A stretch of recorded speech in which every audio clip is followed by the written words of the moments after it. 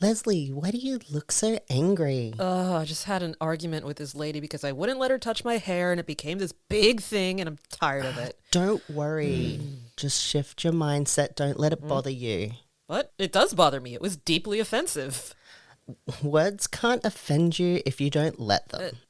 Mika, this doesn't sound like you at all. What has gotten into you? I've read this great book. It's just really put me in a better mindset. It's let me learn how to be zen.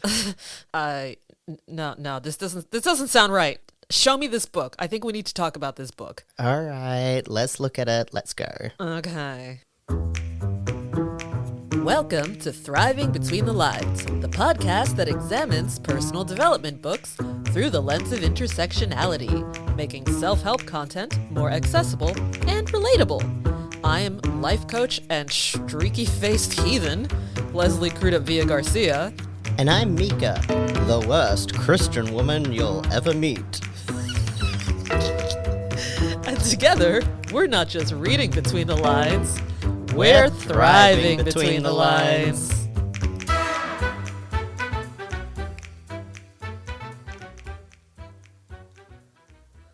All right, we're coming to you today from Meanjin, otherwise known as Brisbane in Australia, land of the Yagara and Turrbal people, where sovereignty has never been ceded, and it always was and always will be Aboriginal land. Now, Mika, which voice are you using today? Because you sounded very different a minute ago. How about Mika, the radio man? Welcome to Thriving Between the Lines. I don't know that that's going to be completely sustainable, buddy, but you know. Yeah, I think I just go back to my normal voice. Okay, all right, good. So, Mika, can I ask you a little question? Mm-hmm. What is the difference between being relatable and being #relatable?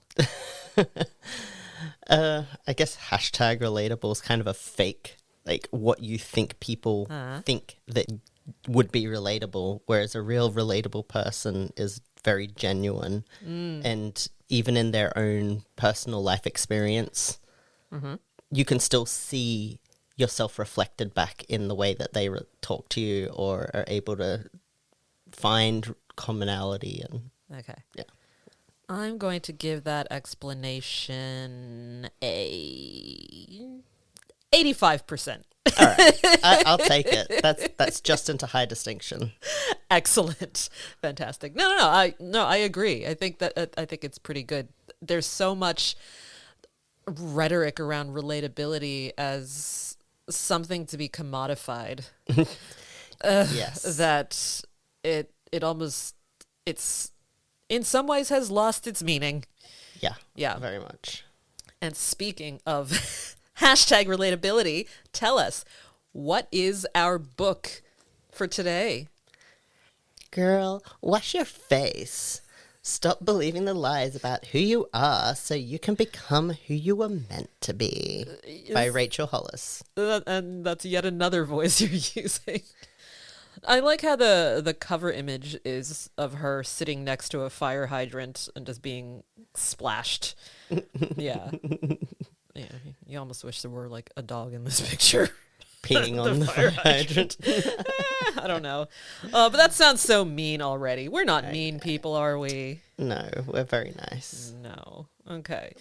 I do sometimes worry that we sound mean because we're always kind of ripping into certain aspects of things. So let's try and be as nice about this as we can. Well, yeah, I mean, I'm glad that you started with that because this book, Girl Wash Your Face, and the author Rachel Hollis have become a bit of a, I don't know if laughingstock is too extreme an expression, but don't have a great reputation nowadays in personal development or in anything, really.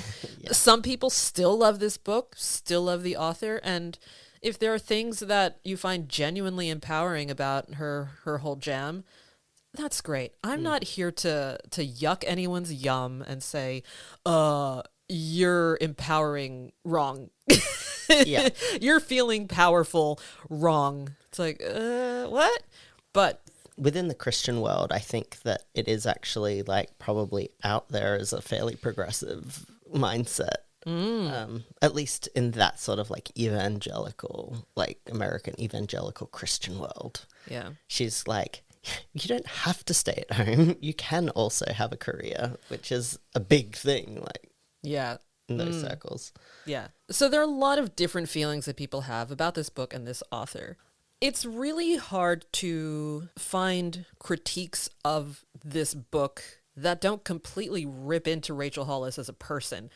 And it's a very easy thing to do. Loads of people have done it, but at this point in history, in the history of social commentary, it's kind of cheap, I guess, to keep drilling down into that whole thing.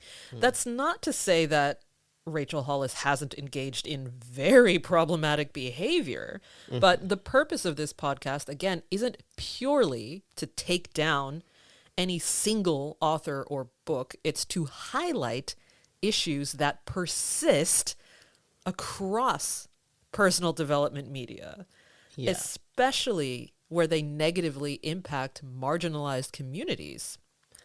I think it's also important to acknowledge that she has experienced some traumatic things which can stunt your emotional growth. Yes. And being in a relationship with such a power imbalance can definitely also be problematic for your emotional progression. Yeah, and we're definitely going to get more into that because there are a lot of things that she writes about in this book that provide clear illustrations of issues that aren't necessarily unique to her and her story. So there are things that we need to look at as kind of a cautionary tale as well. But no one's off the hook here. Which is one reason that we say, you know, if you're a personal development person out there, if you're an author, a content creator, or just someone who's interested in developing yourself to be a better human being, keep these behaviors in check for yourself. Because it's not good enough to say like, oh, I might make some mistakes, but I'm not Rachel Hollis bad. It's like, no. Rachel Hollis and her experiences are just an illustration of much larger issues. But where this book is particularly important is that one problem we've highlighted in this podcast is the narrow worldview that is presented in a lot of these books. The whole idea of, I did it, and if I can do it, anyone can do it. You just have to work harder. Without giving a lot of space for the fact that some people face obstacles that other people don't. That's completely beyond their control. And that not everyone has the same access to resources or the privilege that will allow them to overcome these specific obstacles. Which doesn't minimize what they've been through either. It's just important to recognize that it's not a competition and there isn't like one experience. Yeah. So can we not say anything bad about her? Because I've heard that her ex-husband passed away as well. So maybe we need to like not say anything bad about the dead. Yeah. Let's go ahead and address that particular issue right now. Dave Hollis, ex-husband of the author, passed away very suddenly in February of 2023. So not that long ago. What, like a little over a year ago? A year and a bit?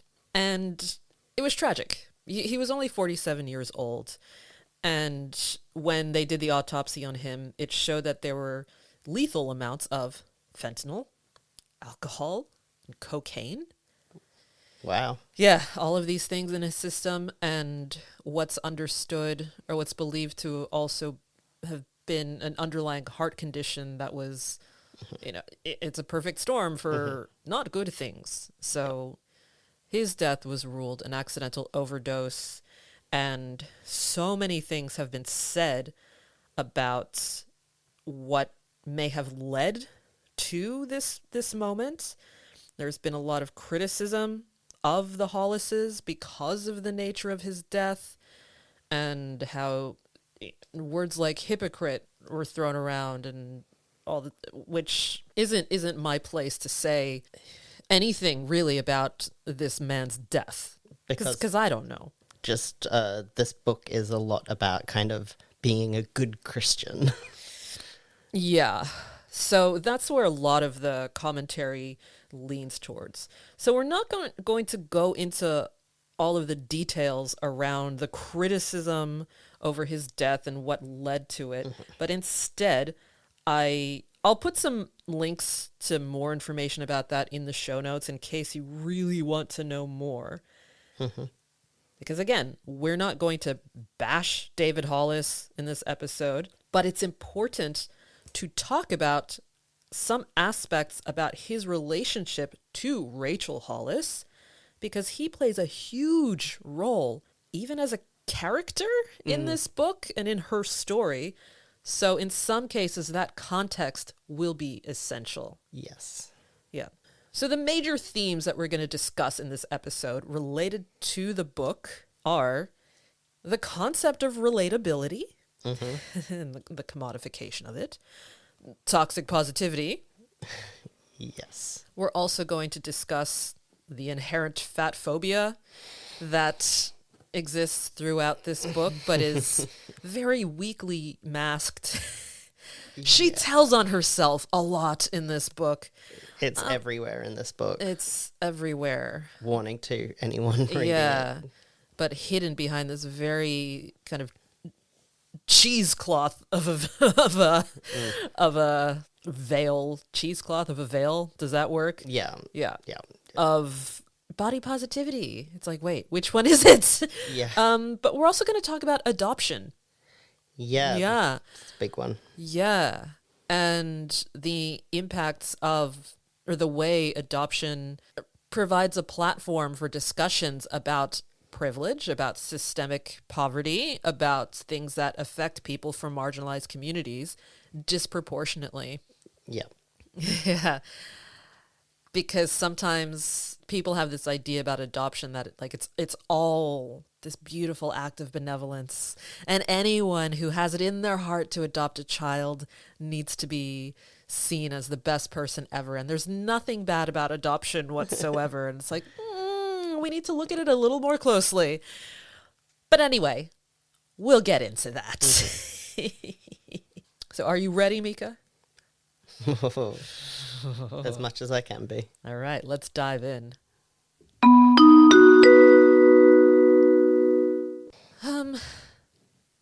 Being relatable to an audience is important. Showing people how people really live behind the glitz and the glamour is important. I appreciate this. I appreciate what people in very privileged positions try to do when they try to show how relatable their life is. But there are ways to do it that can feel really tone deaf or dismissive. Yeah. Yeah. So the way the book is structured is there are 20 chapters, and they're all labeled with a lie that Rachel Hollis once believed about herself and about life. And in the chapter called Something Else Will Make Me Happy, there's a paragraph that sets this all up for us. Okay? So on page 3, she writes, I am not glamorous. I am 1,000% one of the nerdiest people you're likely to meet. If I've somehow managed to convince you otherwise because I run a lifestyle website with pretty pictures, or because my hair looks extra shiny on Instagram sometimes, well, sister, let me set you straight. I am not a perfect wife, not a perfect mother, not a perfect friend or boss, and most definitely not a perfect Christian. Not even close. I'm not perfect at anything I do. Well, except for making and eating dishes that are primarily cheese-based. But the other stuff, the life stuff, oh, girl, I'm struggling. And that's, look, I don't mind that paragraph. That paragraph's fine. Some might even say it's cute. It's great. Wonderful. It comes after a little story about how she peed herself when she was playing with her kids on the trampoline. And I mean, who hasn't peed themselves on a trampoline, really? That's what they're for. And about how while that was happening, one of her pre-programmed Instagram posts or Facebook posts or something came up where it was her trying on dresses for the Oscars. So it was this juxtaposition of like glamour life and hashtag real life. And again, I appreciate what she's trying to do in this section, but it has to be said, because we're looking at this through the lens of intersectionality, that the ways in which people with a lot of privilege get to be hashtag relatable isn't always the same for the like people from marginalized communities. Like, you can do things like pee yourself when you are on a trampoline. You can post on Instagram about how you've got smelly feet, even though you drive a luxury vehicle and have like a fleet of them in your garage. You can talk about how you shave your toes, even though you're this high-flying lifestyle influencer. I mean, come on, you can shave whatever you want. Like, it's not a big deal. But you've got this tremendous platform underneath you that allows you to bounce back from, these so-called human moments, which are really just everyday things. Yeah. It comes up again and again in this podcast that when you're from a community that's already struggling to be accepted, you can never be anything but perfect. Like, the one time you do anything less than perfect, it's like, look, see, the trans people, the black people. And you become an ambassador, a forced ambassador for that community. Yeah, you can't be human. You have to be superhuman. Yeah. So it's not good enough to just say like, I might appear glamorous, but I'm just like everyone else. It's like, you're not, though. You're not. Yeah. Yeah. She's very pretty. She's a pretty white girl. And I've been a pretty white girl. I've seen pictures. Life is a lot easier in many ways. I have to say being a guy is much easier in most ways.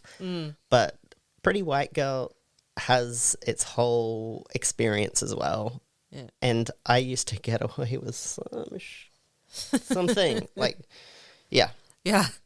There was a lot more give on many things, a lot less on others. But when you're a person in a like systemically marginalized group as well, who's hypervigilant of how you appear, how you talk, your body language, what you are eating in public. Yeah. It's a completely different universe. Like, myself, even as this is going to seem so silly to a lot of people, even other black people, but I don't like eating watermelon in public. Oh, yeah.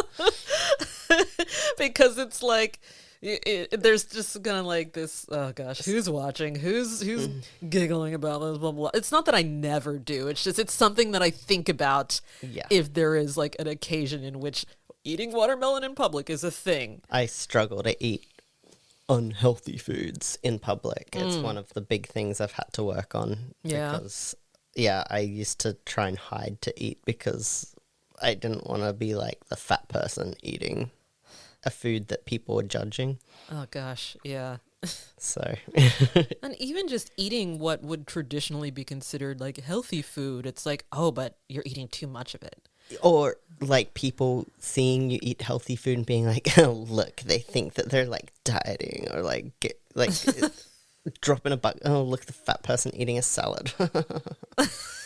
Like, those are the thoughts that went through my head, and I'm sure that's not what most people actually think, but that's like eating disorder brain. Yeah. But even using this like glamorous pictures at the Oscars and as an example, people who have body shapes and types that are not, Gwyneth Paltrow will be viewed in a very different light by like the online community and everyone else when they are doing the glamorous thing. Yeah. They're still very not relatable to the majority of society, but it's still like, no, but that's not good enough. Yeah. The magazines and things like that, they will pick on the smallest ridiculous stuff. There's like a beautiful person and they're like, oh, look at this tiny imperfection. You're just kind of like, Megan Oh my Fox has God. hammer thumbs. It's like, what are you talking about? yeah, that's called a person. Yeah. People are different. Yeah, exactly. Yeah. That actually came up for me just yesterday at a high tea where they, High tea. yes, it was very special. That sounds downright schmancy. Yeah, I felt a little fancy. I got all dressed up, wore a suit jacket, all that, Ooh. for a friend's birthday. And where we were, they didn't serve one of everything. I'm used to high tea. There's one of each thing for each person, and I love it because it's Sorry, organized. you're used to high teas where they do this. I like putting on high teas, and I'm beginning to think you are #relatable. I thought I knew you. okay, I'm sorry. It's very like colonial white. I know, but Okay. Teach me, white man. I try to make high tea accessible to the masses. Well, speaking as an ambassador for the masses, tell me about this experience. Yeah, so traditionally, a high tea is supposed to have one of each for everyone. It's like a little taster. Okay. And these, like, it was fine. It was a fundraiser. Like, they were trying, they did a great job otherwise.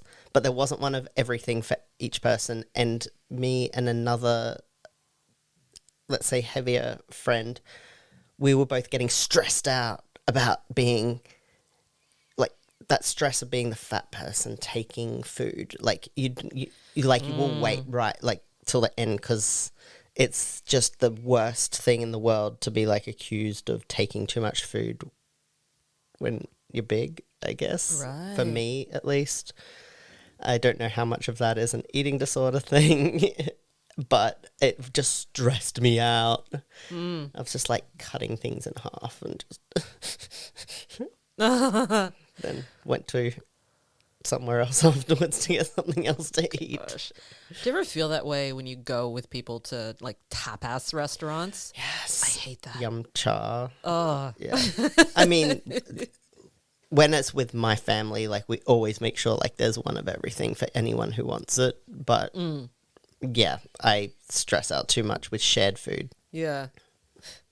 Yeah, when you're worried about what people are going to think about your shopping cart, you're going to eat unhealthy because you're just kind of grabbing things quickly, not doing a proper shop. Yeah. So, yeah, I guess she's got a point. Stop worrying about what people think of you. Yeah. Especially because body positivity. Like, she's about body positivity too, isn't she? Yeah. But then throughout the book is spouting a lot of stuff that is fuel for eating disorders. Yes. It needs to be stated here as well that Rachel Hollis's like meteoric rise to fame in the online influencing community, personal development community, sprung from a photo that she posted of herself in a bikini because it was relatable. Now, Mika, can I show you this picture? Sure. Okay. I'll show you the picture and then I'll read the caption. All right, that's the picture. All right. She looks great. Okay. Very cute, doing the hair ruffle. Uh-huh. Beautiful beach. In a cute bikini. Okay. All right. I'll read you the caption for this viral post. All right. I have stretch marks and I wear a bikini. I have a belly that's permanently flabby from carrying did you see flab Can in you there? show me again? Maybe you need to put some glasses on, right? Okay. From carrying 3 giant babies and I wear a bikini. My belly button is saggy, which is something I didn't even know was possible before. And I wear a bikini. All right. So she also writes, I wear a bikini because I'm proud of this body and every mark on it. Those marks prove that I was blessed enough to carry my babies, and that flabby tummy means I worked hard to lose what weight I could. I mean, to be fair on her, They are magazines that point out things like that as though, like, oh, look at the, like, stretch marks. Yeah, absolutely. So then she ends the caption with, "Flaunt that body with pride." Yeah. I like that she put a picture of herself in a bikini on there and said, look, this is real, raw. This is me. Like, I've got these stretch marks. You know, I didn't this. even see them. Well, see, that's the thing, isn't it? Let me look closer. Oh, yeah. Yeah. Yeah, yeah. You can see she's had babies, but, Yeah. like, great. Yeah. It is nice to see, like, someone being like, but she otherwise has, like, an amazing body. Like, I think lot of people people would pay for it. Yeah, a lot of people would look at her physique in this picture as a goal. Yes, exactly.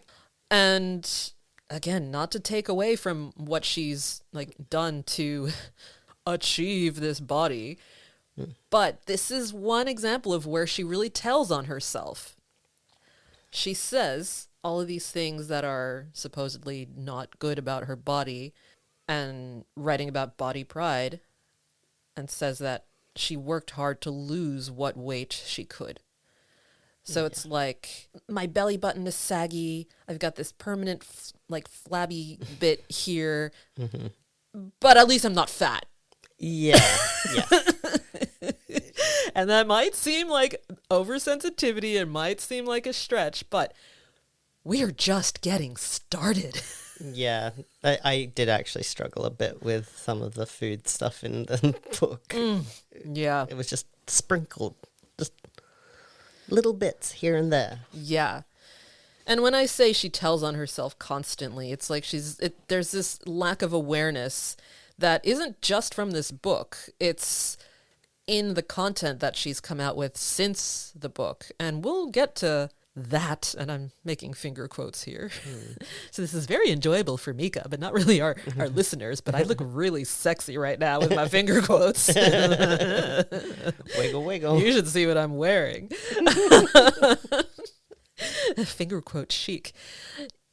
We'll get to that TikTok video at some point. And if you don't know what I'm talking about yet, strap yourselves in, because it gets juicy. The video that has been said numerous times to have ended her career, essentially. But again, that's for later. There have been a lot of online influencers who post pictures of themselves in a real raw form that have come off as tone deaf. And I think photos like this are one of the things that contribute to that trend. Do you remember ages ago when the no makeup selfie hashtag was trending and it was supposed to be in support of people undergoing cancer treatment or something? Yeah. Yeah, so it's like in support and to raise awareness of people undergoing chemotherapy or whatever, show a picture of yourself without makeup. Okay. And it's like, okay, you know, I guess I can appreciate what you're trying to do, trying to show like a more real picture of life, but in some realms it came off as being like, oh look, I'm ugly too, it's okay to be ugly. And it's like, hang on, is this about ugliness, or is this supposed to be about like beauty and vulnerability? Like, some people just did it in this very tone deaf sort of way. Some people kind of went to this other extreme where it's like, you know, no makeup, but this perfect lighting, hair done to the nines, you know, this really kind of I woke up like this sort of look. And it's like, come on. You know, what you're trying to do is say like, see, I'm hot even without makeup. Not just, hey, look at my natural self, check out my natural beauty, but it's like, I'm still sexier than you. And it's cases like that where I'm like, just check yourself. Like, come on, be clear about your intention. Or when people will show pictures of their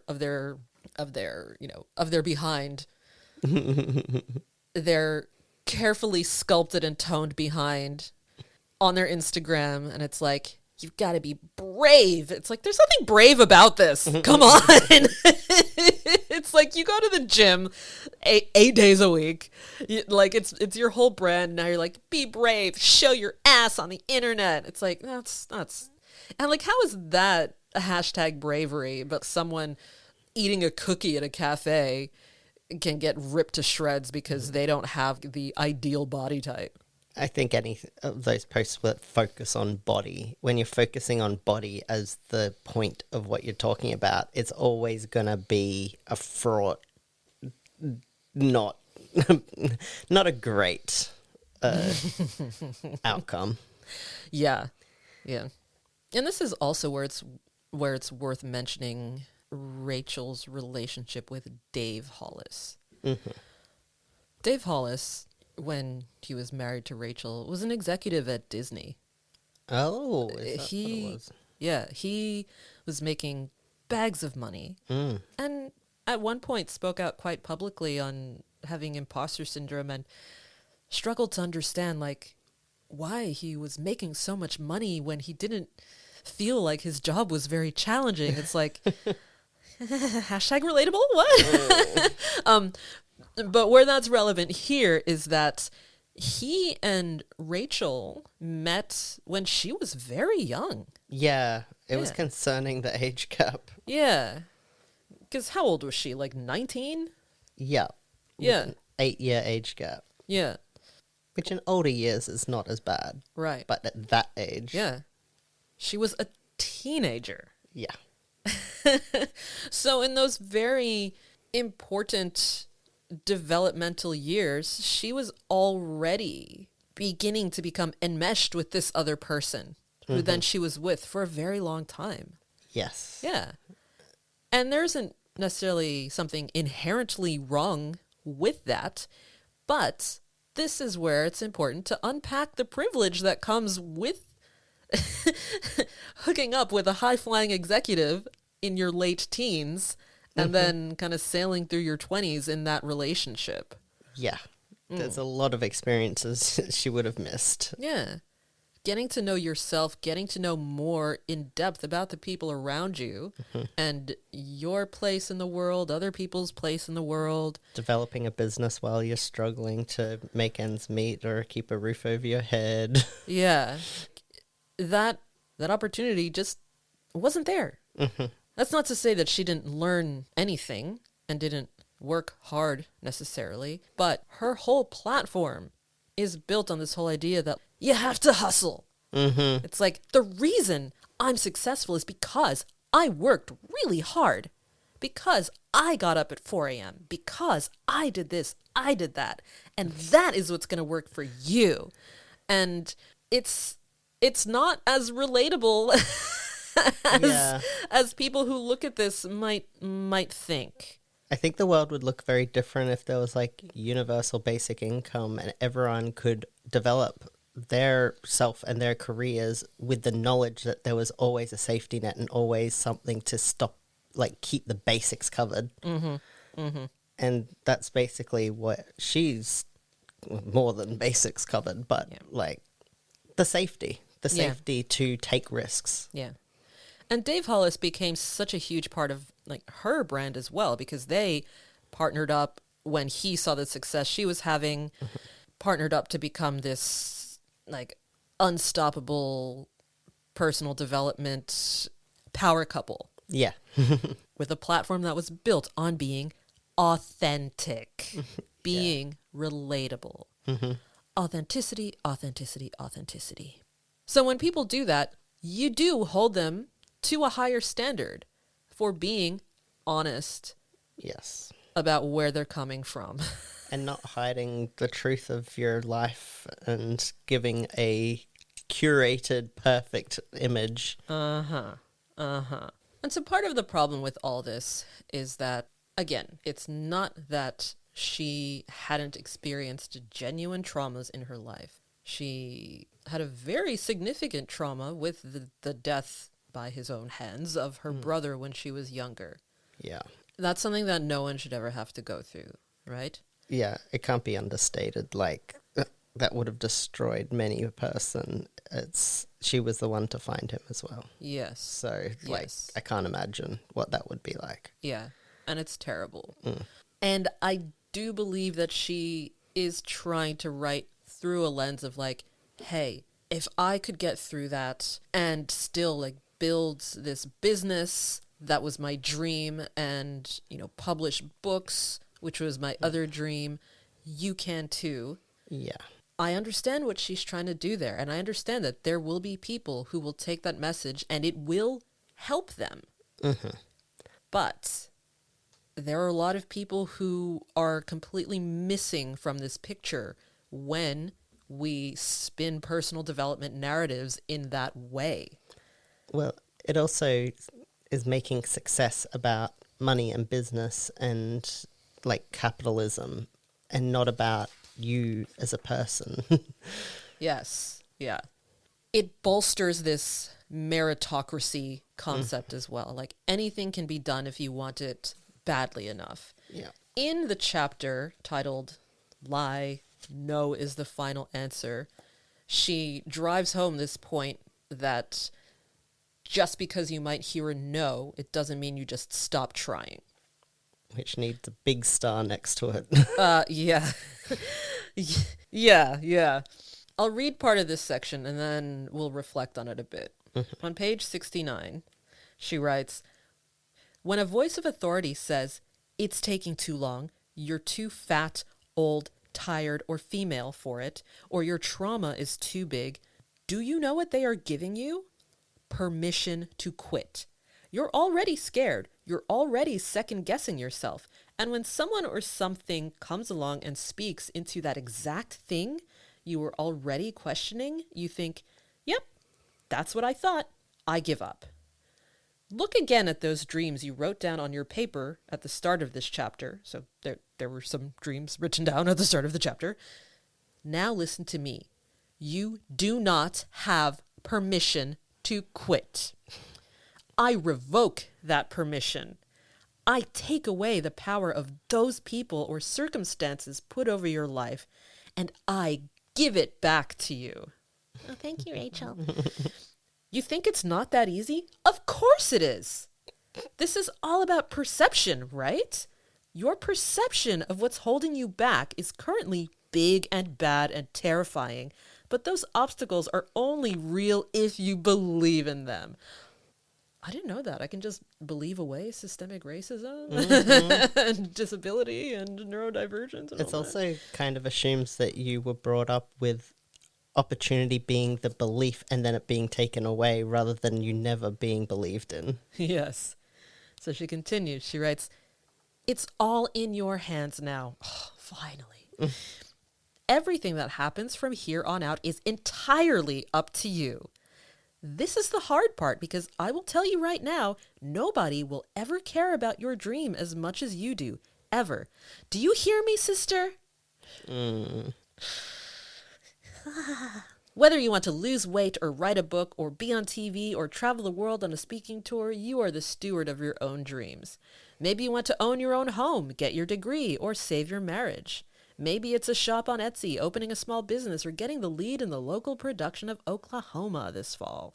Whatever it is, big or small, grandiose or simple, nobody can care about it the way you do." It's like, look, there's some things in this section that are fine. Some might even say correct. That if you really have something you really want to do, it's very unlikely that someone's going to care about it as much as you do. Yeah. But it's this dismissive way of saying everything is entirely up to you. This is why people hate self-help books. Paraplegics like, oh, I didn't know I could walk if I just believed. Yeah, just manifest it. Maybe you want to own your own home, or get your degree. It's like, okay, there are financial issues that come into play there that differ from person to person based on levels of generational wealth, levels of generational education and access to that. And this whole idea is that those obstacles are only real if you believe in them. Some people who have a high level of privilege can just believe away certain things because it is based on perception. But there are some things that are very real and not just perceptions that require a different set of strategies to navigate. That's not saying like, you know what? It's okay to just give up because it's going to be too hard. It's like, that's the whole reason we're doing this podcast, right? We're saying, no, no, no. We're not giving you permission to quit based on something being hard. We're saying we can see what challenges are there. Let's look at this vision that you might have. Let's talk about whether it aligns with your true values. And let's tease apart some strategies that you might be able to use to say, you know what? Okay, this is my next step. Yeah. Yeah. I have to believe that there's a way around. Like, I don't accept that I'm going to have to just be sick and lie in a bed for the rest of my life. But it's about looking for a way around and knowing my path is not going to be easy or the same straightforward. Like, it's not going to be the same as that person. Yeah. I'm going to have to be imaginative.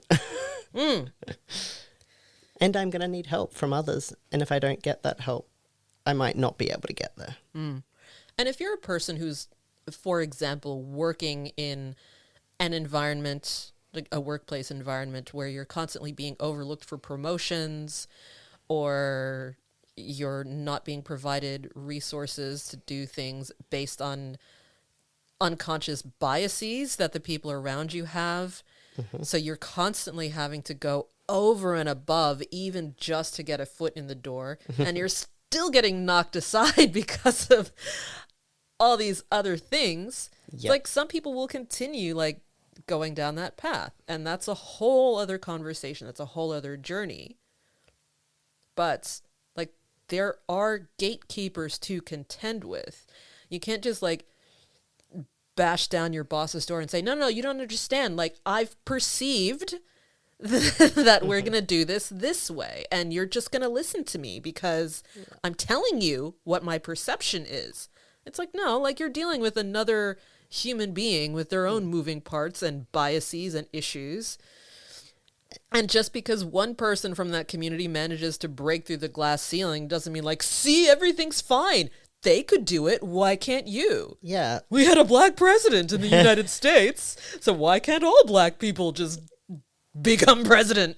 Yeah. I guess we should point out she is a woman from a very devoted Christian community that may have had beliefs that women should stay in the home. Yeah. And that was something she would have had to break through. Yeah. She might have had to go against family or friends to do what she did in starting a business and not being a perfect mother who spends all her time with her children. Yeah. But that's the problem with kind of the white woman feminist non-intersectional view. Yeah. Yeah. Is trying to understand that they compound Yeah. the barriers. Yeah. She makes it clear later on in the book that her worldview was very, very narrow growing up. But it doesn't really show that finally seeing different people at Disney was enough to make her this like staunch anti-racist, anti-bigotry activist who was constantly deliberately educating herself about issues around intersectionality. It was like, oh, my brown friend has been such a great teacher to me. It's like, this is my message to people who are constantly relying on their friends from marginalized communities for knowledge and perspective. First of all, you're buying the coffee. And second, Google exists. Libraries are still a thing. Having the friends, the diverse people around you that you can call upon to educate you about things, like, again, I'm not saying it's a bad thing to have a diverse community of close connections. I think that is a very good thing. But we do need to be mindful of sometimes an over-reliance on compassionate curiosity to erase any offense you might cause by asking questions. And in Rachel's case, the friend that she mentions in the section, there's only one right way to be, she talks about this friend who is a black Mexican woman She speaks about her with a lot of gratitude. But this is also where we need to be very careful.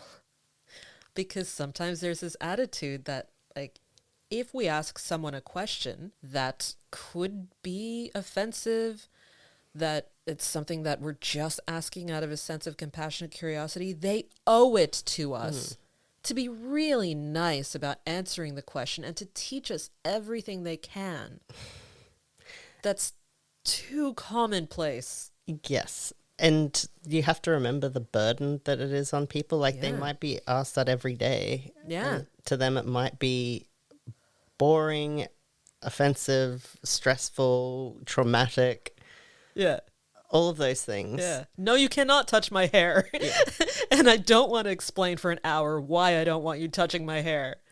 I am a person who actually loves telling everyone about trans stuff. Yeah. Like, all sorts of issues and experiences. But I normally start it with, like, oh, I'm absolutely happy to tell you all about it, but, like, you probably shouldn't ask other trans people about it.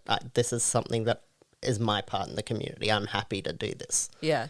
Yeah. For those of you that prefer to talk in person rather than use Google. Yeah. Because there are people who are not going to do that. Yeah. They'll forget. They're just not readers, whatever. Yeah. I'm happy to do that, but be careful. Yeah. But back to Rachel. She writes about how the people around her really taught her about how there's more than one right way to be, which again is great. But for the reasons that we've just discussed, we need to be careful about how we exercise our curiosity. At the end of each chapter, she has a list of things that helped her. She calls it things that helped me. In this one, it ends with this list. Things that helped me. 1, changing churches.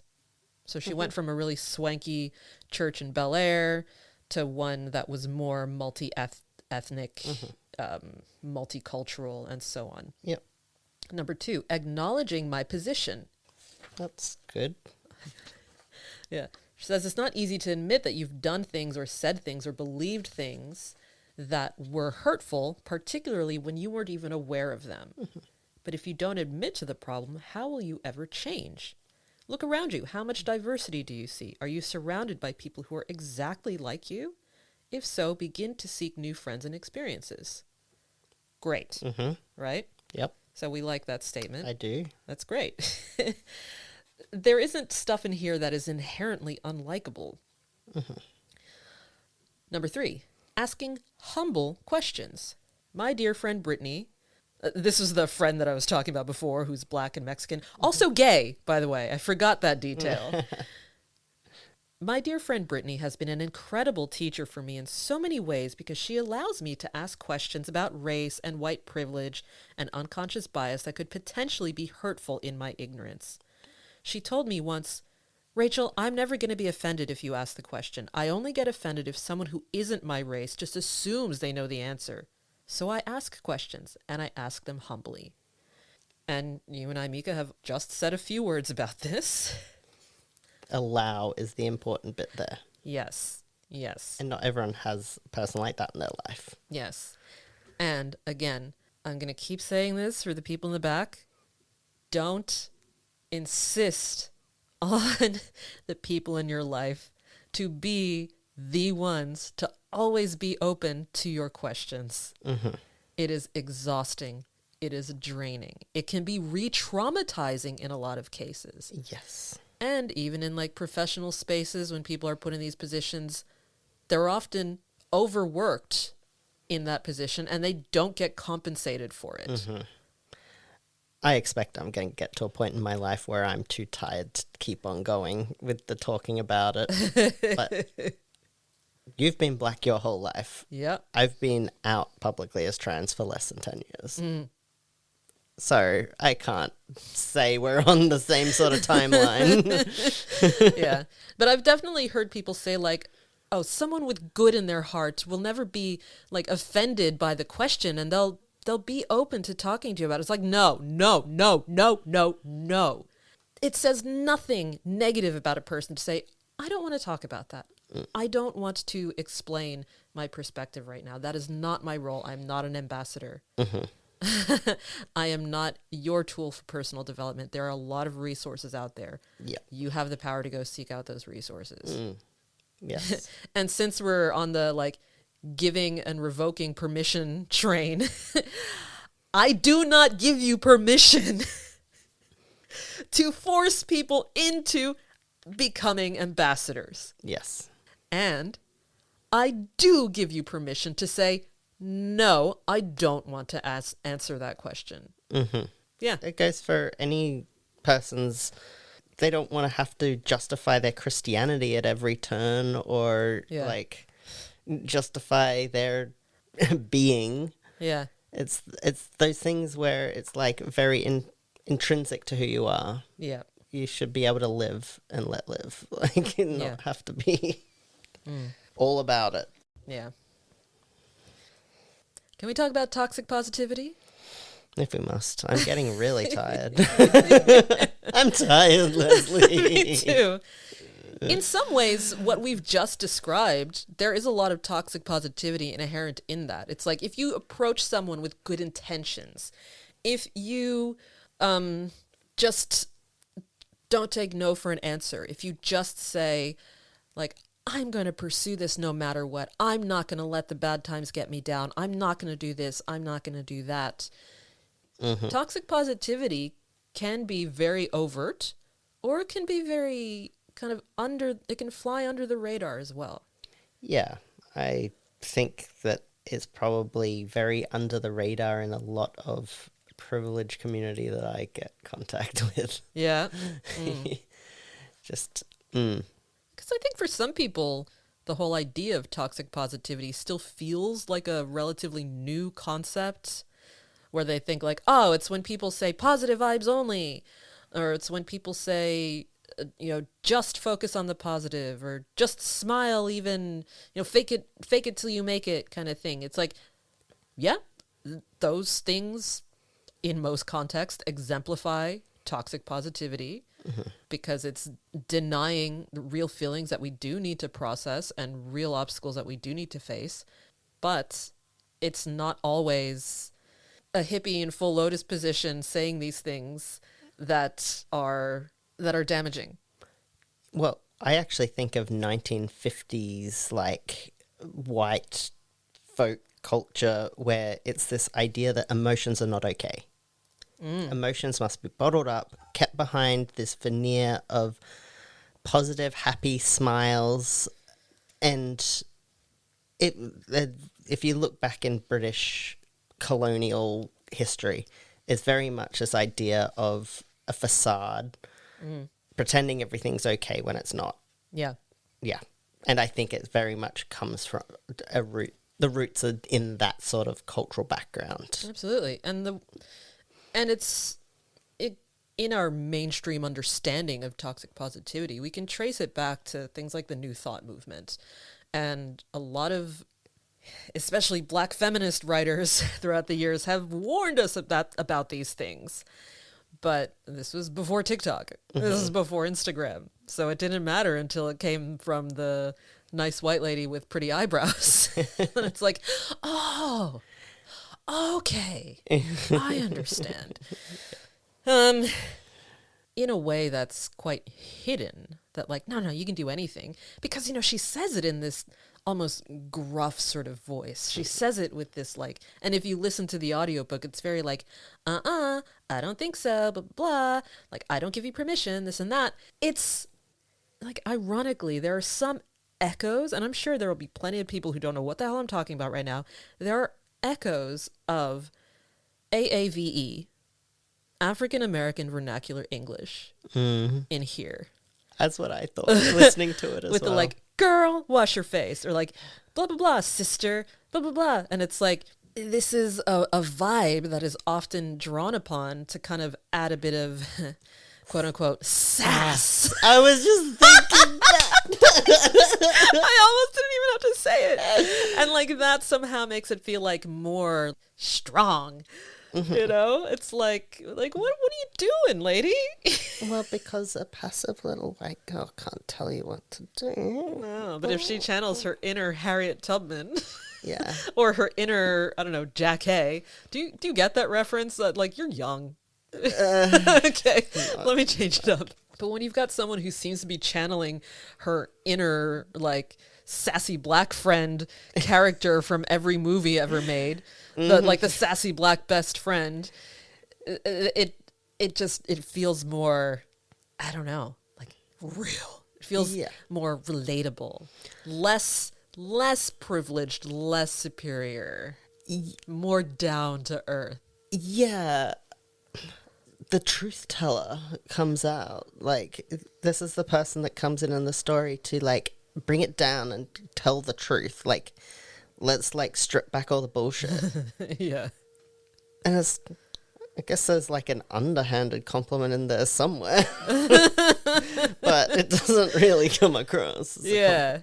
I don't think most people would pick up on that. I thought, but it's just like in certain sections she uses that voice, but not in the rest. So it felt out of place, and I'm like, what is this? Yeah. Yeah. And I know that I've got almost a hypersensitivity to these things, not just as a black woman, but as someone with a master's degree in applied linguistics. Yeah. I think so. The way language and our use of language and the words we choose reverberate throughout society, this is something that is an area of expertise for me. Okay, so I'm not just being a sensitive snowflake. Yeah, if there's anyone to listen to on this, you have the receipts.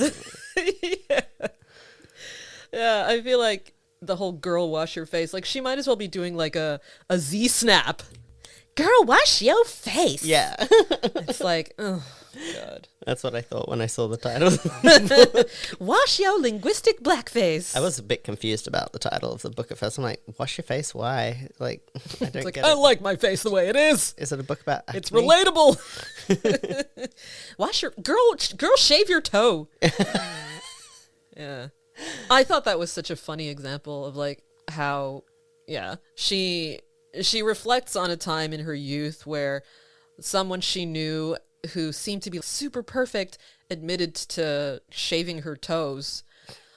And she picked on her for it because, like, oh my God, I can't believe you shave your toes, you freaking hobbit, or I don't know what exact words she used. And I was thinking, like, I've shaved loads of parts of my body that don't necessarily make sense to people. But she was covering up for the fact that she herself did the same thing. And it's like, you're allowed to shave whatever you want. In fact, season 2 of our podcast should be called that. Girl, shave whatever you want. I also should clarify, I worked out what the title was about when she was talking about some bad stuff. She cried, and then she's just like, just wash your face and get rid of the makeup, and then, like, make sure everything's okay again. And I'm kind of like, let people see your streaky face. Yeah. It's important to let the people around you know that life isn't perfect. Yeah. All right, let's turn a hard left here and jump straight into chapter 17, The Lie, I Am Defined by My Weight. Mika, go. Well, she says the right things in places. It's like she knows what she's supposed to say, but hasn't examined what that really means deep inside her and how she relates to her weight. So she's in there saying things like, your body image shouldn't define who you are, and everyone can be different, and yeah, great. So she talks a bit about struggles with dieting and yo-yo culture diet pills. And she's like, so she's almost there. She's so close to, like, I had an eating disorder. Yeah. But she doesn't really. She kind of comes back after all of this, almost at that point where she's realized that we need to stop talking about body image and weight and this sort of thing. But then she tells on herself again. She tells on herself. She kind of, like, oh, but you still have to be able to, like, do these physical things and drink half your body weight in ounces of water every single day. You need to stretch and sleep and stop medicating every ache and pain. I'm just like, bitch. I can't. No. Unequivocal. Like, don't talk to me about pain. Yeah.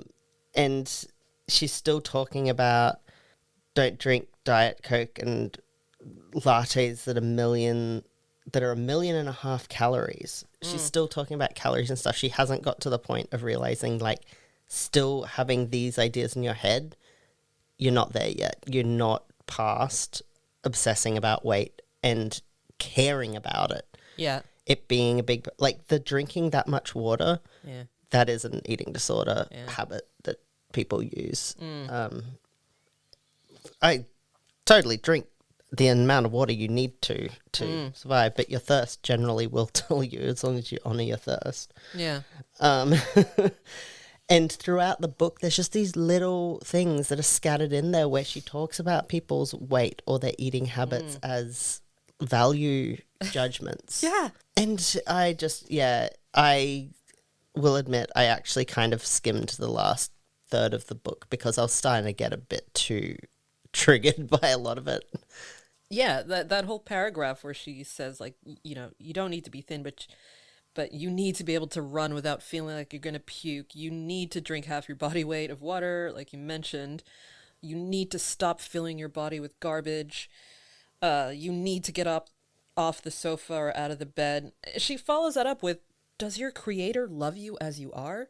Yes, but he gave you a body with all of its strength and even its weaknesses as a gift. It is an offense to your soul to continue to treat yourself so badly. Well, bloody hell. Yeah. You are ungodly. I have to say, a lot of the Christian-y evangelical talk stuff was triggering me from the church that sent me down the atheist route. Yes. And this is the thing as well. Like, I know that we've talked a lot on this podcast about things that related to your history in the church, Mika, and how that has left some residual trauma that you're continually processing. Yeah. There's another... I should be clear. I don't think Christianity is the greatest evil or anything like that. I think it can be fine and used well. Yeah. And there are plenty of lovely Christians out there. Absolutely. But it's very much like this American-y evangelical thing that's gone and tried to poison Africa and cause a whole lot of genocidal sort of things. Yeah, these are the things that we need to be aware of when we're looking at this kind of thing. Yeah. As much as she paints this picture of like, no, I'm the kind of Christian who loves everybody. It's like, good, be that kind of Christian. Please be that kind of Christian. We need to also look at one topic that often doesn't get discussed a lot in these kinds of conversations, and that's the topic of adoption and how it's painted in this book from the perspective of a Christian woman who like explicitly states that like her faith is one that dictates that they must care for the orphaned children. They must do this. They must do that. There's this calling to foster children, to adopt children. Like these are things that she explicitly writes about in the book. There is one section that I'm going to read it to you and tell me which one made me do a spit take, okay? This is a quiz for you. In chapter 16, The Lie, I Can't Tell the Truth, she writes about the struggles that she had with going through the adoption process, writes very openly about some very tragic, traumatic incidences, and I respect that she's showing that side of things. But this is the paragraph that, made me feel feelings. She writes, "When I was pregnant with our son Ford, we decided that we wanted to adopt a little girl someday. As Christians, we are called to care for the orphans, the widows, and the oppressed." Okay. These are not just a handful of words from the Bible. They are the tenets of my faith. And so we began to research our options and settled on international adoption. Our reasoning, the irony of which is not lost on me in hindsight, was that we were afraid of involvement from biological parents. We were so naive about so many things back then, but our fear was that biological parents might come back into the picture and take the baby back. We reasoned that if we were an ocean apart, that scenario would be impossible. Eventually, we narrowed our search down to Ethiopia. Now, Mika, which part made my face explode? An ocean apart, like making sure that the person is underprivileged enough that they don't really have any choices in the matter. Yes. And again, this might sound like cherry picking, but it's not. I'm telling you right now that if you go and read this book, or if you've read this book, you will see that she never really dives into that aspect of it. Of being wrong. Because she said they were naive. Yeah. This idea... Okay, they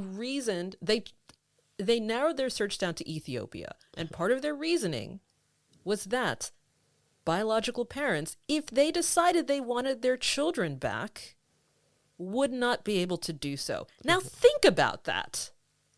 It reminded me right away of, I remember back when I was pregnant with my daughter, there was this trending thing on the internet. It was like the controversial parenting tag, where a content creator would read through this list of questions that were controversial. So it's like circumcision, yes or no, babies with ear piercings, blah, blah. And one of them was like adoption, blah, blah.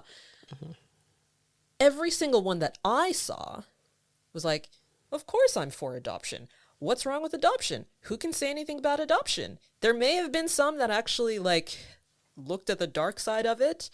But that's the thing. Her story about adoption in this book seems to be an illustration of like her struggle as someone who was trying to do this beautiful, benevolent thing and kept getting knocked back. She did talk about being on this list to adopt a daughter from Ethiopia, going through the process for a couple of years, and then eventually Ethiopia shut down their program for adoption to the U.S. Never even touched on why. Yeah. Because again, like she already told on herself previously, but then just did not reflect at all. One of the reasons, and I'll put a link or two in the show notes, one of the reasons that they shut down the program was because of abuse of the system. Part of it was a continued call for children, orphans in Ethiopia, to live amongst people from their culture. Part of it was because of allegations of abuse within the adoptive families. Part of it was because of a lack of clarity around the origins of some of these children. So, children who weren't even technically eligible for adoption. And this is something that has happened in a lot of countries where Westerners go and just like, you know, adopt children. And this is also another thing, another area where the intention doesn't trump the impact. Adoption can be a very beautiful thing. Yes. But, and I wish we had more time to just talk about this, but there is a level of systemic oppression that is actively in play when it comes to who is allowed to adopt, who is pressured into putting children up for adoption, the lack of resources that they might have due to like their country's subjugation by another country whose people often come back to that country and adopt their children. Anti-abortion laws. Yeah, anti-abortion laws. It's a minefield. Yes. And it's really hard to talk about the consent of the parents, the birth parents, in a power dynamic like that, where there's just very disadvantaged people without much say in the matter. And there's all the discussions about, like, what if we actually spent the resources to raise up those people? Like, maybe they would have a different choice. Yeah, and exactly. There is quite a difference in adoption rates in countries with different levels of poverty. Yeah. But No, wealthy evangelical Christians are here to save all the underprivileged children from their parents who just don't have the resources. It's like, do something for those parents. Well, I've heard people, some of these Christian kind of big families where they're like, well, we have the resources to have all these children. Yeah. And we're like, share the resources. Yeah. Oh my gosh. It's There's just so much to go into in like, yeah. it's messy. And I've got adopted people in my family, and like they did it through open adoption where they get to know their families and things like that. And it was very nerve-wracking, that idea that they could be taken back at any moment. But I think it's been very good for them to grow up knowing their family as well. And that's not to understate the complexities of the issue. Yeah. But certainly I don't think people come from not with a point of love. Yeah. Like that's nothing to do with them. People who adopt are doing it out of love and desire to raise children and to have that thing that everyone, kind of has in the world, the desire to, not everyone has a desire to have kids, but everyone has the right to have that. I think that it's... Yeah. Yeah. It's like there are some people out there who adopt because they're just gross people and do bad things. But that's not what this podcast is about. Yeah. Particularly some of those like weird international adoptions where it seems like a bit of a like, look at me sort of thing. Yeah. Oh gosh, there's so much of that. Again, that's something that we could talk about for hours. Yeah. But I think it's a good way to sum up our overall feelings about the book. There are things in here where on the surface it seems like great. Good for you, Rachel Hollis. Yeah. You know what? I will wash my face, girl. Yeah. But don't give this book as a gift to someone who's genuinely struggling, please. Well, also she was able to have her own children. Yeah. There's a big difference between someone who was unable to have children versus someone who's just adopting because they want to make sure it was a girl or something. I don't know. So don't give that to someone who's struggling to have kids about like the adoption process and stuff. Yeah. And don't tell people who have miscarried, like, oh, have you considered adoption? Anyway, we could go on for hours. Yeah. Hours which we don't have. Yeah. I want to close this discussion by talking about that video that has been said multiple times to have destroyed Rachel Hollis's career, that has undone all of this hashtag relatable branding that she built her empire on once upon a time. I'm not going to play the video, but I've got an actor who's going to help us really bring this message to life. Well, who would that be, Leslie? It's you, Mika. It's you, Mika. Oh my god.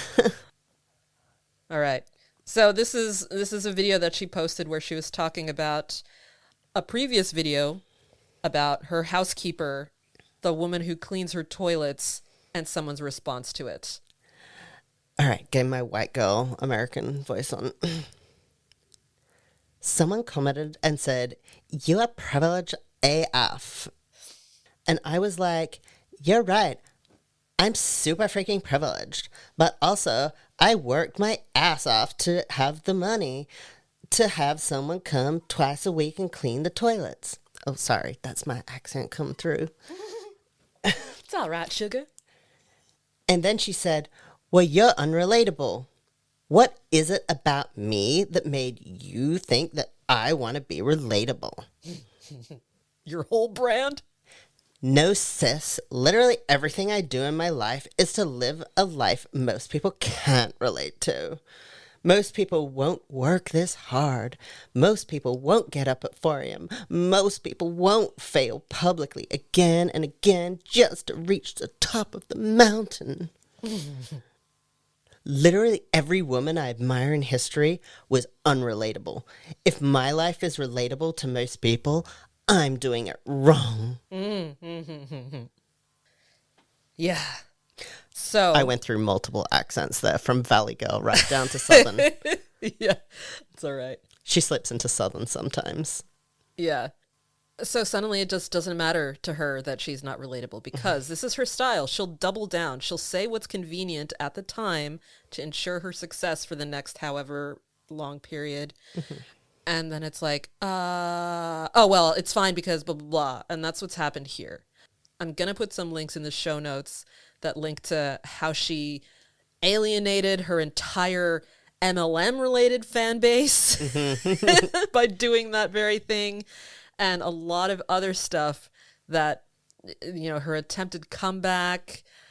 For people who were listening to this wanting to hear another like bashing Rachel Hollis episode and thinking, why didn't you talk about this and that and that? So it's because so many other people have already in glorious fashion. And we'll get into that. But the thing that drove people crazy was the people that she linked, the people that she cited in her caption as examples for her, right? Harriet Tubman, Ruth Bader Ginsburg, Marie Curie, Oprah Winfrey, Amelia Earhart, Frida Kahlo, Malala Yousafzai, Wuza Zetian, all unrelatable AF. Happy Women's History Month.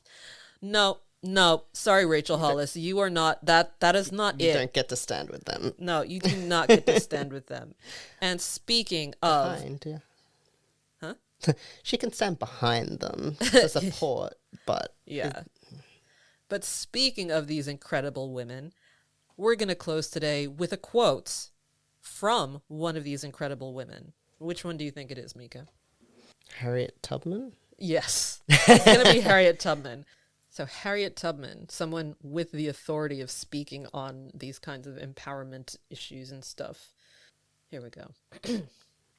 In my dreams and visions, I seemed to see a line, and on the other side of that line were green fields and lovely flowers, and beautiful white ladies who stretched out their arms to me over the line, but I couldn't reach them nohow. I always fell before I got to the line. And of course, this is from someone who always got over that line. Yeah. If you want to read the story about someone who's been through hell, read about the woman who led like innumerable numbers of people through the Underground Railroad out of slavery and into freedom. Boom. Mic drop. Yeah. Now wash your face. So, Leslie, how can people find us? Okay, once I've taken some time to breathe and collect myself again, I would gladly recommend and invite people to check out my Instagram. It's Leslie V Coaching. Leslie with an IE, and that's the best way to keep up with our shenanigans and my shenanigans. Yeah. You can go to my website, leslievcoaching.com. It's also where I post our latest podcast episodes, and also where you can book a free life coaching consultation with me. You know, if listening to me rant about Rachel Hollis has made you go, you know what? I want to work with that lady. Then, hey, let's make it happen. So, thank y'all for listening, and we will see you in Chapter 9. Bye-bye. Bye.